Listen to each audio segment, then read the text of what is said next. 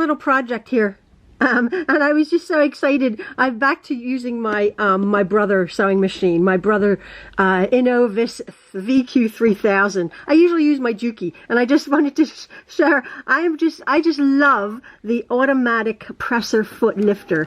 I'm just blanket stitching this Dresden plate that I've been making onto my little background here. I'm doing sort of a, there's my presser foot, and a presser foot down automatically. Oh, I love that. Look at that. I'm just making these Dresden plates sort of appliqued onto another piece of fabric that I've just cut out. And then I'll applique the whole lot onto a background. So it'll be actually a 4-layer quilt.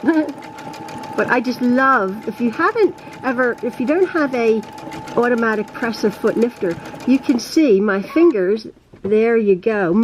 Most machines, I have to keep my finger there to push this under. Most machines have that now, have that ability to lift up your presser foot automatically.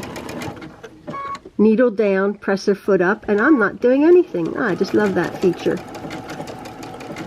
So if you're looking for a new machine, this is a Brother Dreamweaver